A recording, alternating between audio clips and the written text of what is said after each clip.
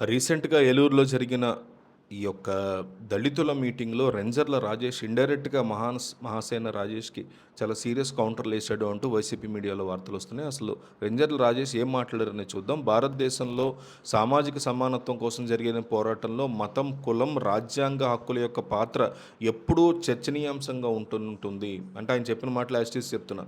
దళిత సమాజం తమ అభ్యున్నతి కోసం ఏ మార్గాన్ని ఎంచుకున్నా వారి మీద సామాజికంగా, రాజకీయంగా ఆంక్షలు విధించేటువంటి ప్రయత్నాలు నిరంతరం జరుగుతూనే ఉంటాయి. ఒకప్పుడు సమాజంలో చదువుకునేటువంటి హక్కు, కనీస మానవ హక్కులు లేనటువంటి కాలంలో ఎంతోమంది దళితులు క్రైస్తవ మతాన్ని స్వీకరించిన పరిస్థితి ఉంది.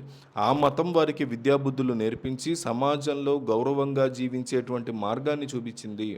విదేశాలకు వెళ్ళి చదువుకునేటువంటి అవకాశాలను కూడా కల్పించిన పరిస్థితి ఉంది. అయితే సమాజంలో అగ్రకులాలుగా చలామణి అవుతున్న వాళ్ళు క్రైస్తవ్యాన్ని స్వీకరిస్తే రాని అభ్యంతరాలు కేవలం దళితులు ఆ మతంలోకి మారినప్పుడు మాత్రమే ఎందుకు వస్తున్నాయి అనేది ఒక పెద్ద ప్రశ్న అంటున్నారు ఈయన. మతం మారినంత మాత్రాన ఒక వ్యక్తి ఎదుర్కొనేటువంటి సామాజిక వెనుకబాటుతనం ఎట్టి పరిస్థితుల్లో మారిపోదు కదా. కానీ ఈరోజు దళిత క్రైస్తవులకు ఉన్నటువంటి ఎస్సీ హోదాని రద్దు చేయాలని చూస్తూ వారి హక్కుల్ని కాలరాయడానికి కొందరు ప్రయత్నాలు చేస్తున్నారు. ఇది కేవలం ఒక వర్గాన్ని టార్గెట్ చేస్తూ సమాజంలో దళితుల్ని విడగొట్టేటువంటి ఒక కుట్రలో భాగమే కదా ఇది అంటూ ఆయన ప్రశ్నించారు. సామాజిక సమానత్వాన్ని రాజ్యాంగమే శ్రీరామరక్షగా ఉంది అని, ఏ అగ్రకులానికి చెందిన వాళ్ళైనా, ఏ మతంలో ఉన్నా, ఏ పార్టీలో ఉన్నా అంతా ఒక్కటైపోతారు వాళ్ళు. కానీ చివరికి దళితులు మాత్రమే అన్ని వైపుల నుంచి ఇబ్బందులు ఎదుర్కొనేటువంటి పరిస్థితి ఉంది. ఇలాంటి పరిస్థితుల్లో దళిత సమాజానికి బాబాసాహెబ్ అంబేద్కర్ అందించినటువంటి భారత రాజ్యాంగమే ఏకైక రక్షణ కవచంగా అది నిలుస్తుంది అంటున్నారు ఆయన. దేశంలో ముస్లింలకి ఎన్ఆర్సీ ద్వారా అన్యాయం జరిగినప్పుడు లేదా ఢిల్లీ సరిహద్దుల్లో పంజాబీ రైతులకి సమస్యలు వచ్చినప్పుడు దళితుడు ఎల్లప్పుడూ ఇతరుల కోసం ముందుండి పోరాడినటువంటి పరిస్థితి ఉంది.